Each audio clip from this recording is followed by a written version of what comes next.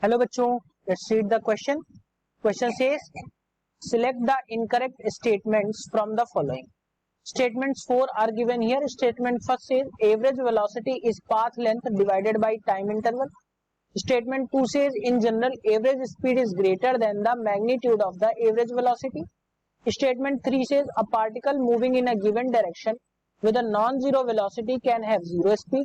And statement 4 says the magnitude of average velocity is average speed. So बच्चों, we just have to talk about the solution. Solution में हम इन सारे statements की बात करेंगे कि कौन सा करेक्ट है कौन सा नहीं. तो सबसे पहले हम देखेंगे इसमें की कॉन्सेप्ट.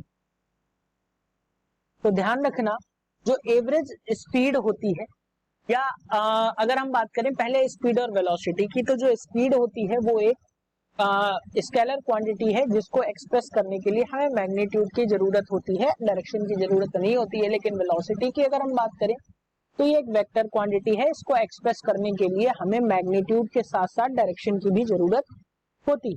अब अगर हम यहां से देखें तो एवरेज जो वेलोसिटी होती है वो मैं यहां पे ले लेता हूं. एवरेज वेलोसिटी जो होती है वो क्या होती है? टोटल डिस्प्लेसमेंट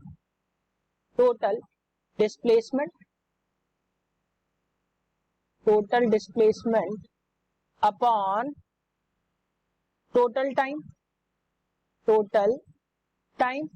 और अगर हम बात करें स्पीड की या एवरेज स्पीड की, तो यहां से देख लेते हैं. Average speed is equal to होता है टोटल डिस्टेंस कवर्ड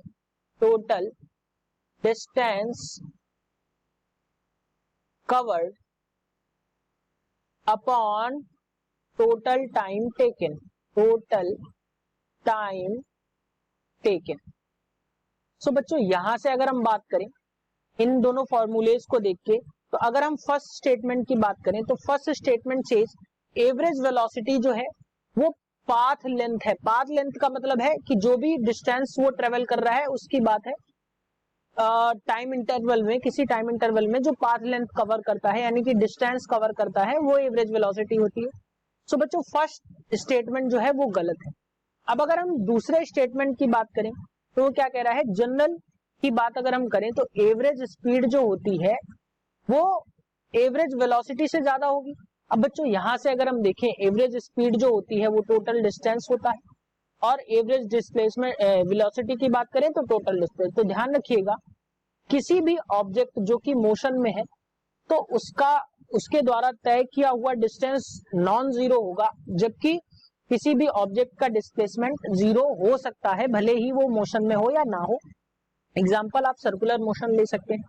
तो यहां से अगर मैं कहूं जो डिस्टेंस होता है वो हमेशा क्या होता है? बड़ा या बराबर हो सकता है डिस्प्लेसमेंट के. यानी कि किसी भी कंडीशन में डिस्टेंस डिस्प्लेसमेंट से छोटा नहीं हो सकता. तो क्या है, अब अगर छोटा नहीं है तो क्या होगा कि हमेशा जो स्पीड होगी, अब डिस्टेंस ग्रेटर है तो स्पीड भी ग्रेटर होगी. यानी कि ये स्टेटमेंट जो है ये करेक्ट स्टेटमेंट है. अब अगर हम थर्ड स्टेटमेंट की बात करें, एक पार्टिकल जो है वो गिवन डायरेक्शन में मूव कर रहा है without non zero velocity can have zero speed. तो ध्यान रखिएगा बच्चों, यहां से अगर हम बात करें तो मैं लिख देता हूं, ये फर्स्ट स्टेटमेंट की बात है, ये सेकेंड स्टेटमेंट की बात है. और अगर हम थर्ड स्टेटमेंट की बात करें तो क्या है कि when velocity is not equals to zero, अगर वेलोसिटी इक्वल्स टू जीरो नहीं है तो इसके पास क्या होगा बच्चों? Then it must have displacement. So बच्चों, अगर डिस्प्लेसमेंट है तो वो हमेशा क्या होगा? Displacement. It should be displacement. I have to erase this and write it down again. Displacement. तो डिस्प्लेसमेंट की अगर हम बात करें तो अभी मैंने आपको एक रिलेशन बताया है कि डिस्टेंस जो है ये हमेशा बड़ा या बराबर हो सकता है. यानी कि अगर डिस्प्लेसमेंट है तो वहां पे डिस्टेंस जरूर होगा, और अगर डिस्टेंस है तो वहां पे स्पीड बच्चों जरूर होगी. तो अगर हम बात करें कि कोई भी पार्टिकल जो है एक गिवन डायरेक्शन में मूव कर रहा है जिसकी वेलोसिटी नॉन जीरो है, तो उसकी स्पीड जरूर कुछ ना कुछ होगी, यानी कि ये स्टेटमेंट भी गलत गिवन है। अब अगर हम 4 की बात करें तो मैग्नीट्यूड जो है एवरेज वेलोसिटी का वही एवरेज स्पीड होता है। तो अगर हम एवरेज स्पीड की बात करें तो मैं पहले भी बता चुका हूं, एवरेज स्पीड जो होती है वो total distance upon total time होती है, और एवरेज वेलोसिटी जो होता है वो total displacement upon total time होता है। तो ये कभी भी इक्वल नहीं है, यानी कि मैग्नीट्यूड जो है ये इक्वल नहीं है। सो स्टेटमेंट 4 भी यहाँ पे आके इनकरेक्ट हो जाता है। सो बच्चों अगर हम ऑप्शंस की बात करें तो इनमें से ध्यान रखना इनकरेक्ट स्टेटमेंट पूछे गए हैं। तो इनकरेक्ट स्टेटमेंट कौन सा है?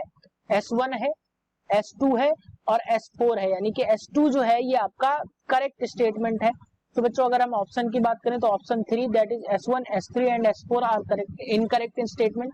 Hope you understood it well. Best of luck.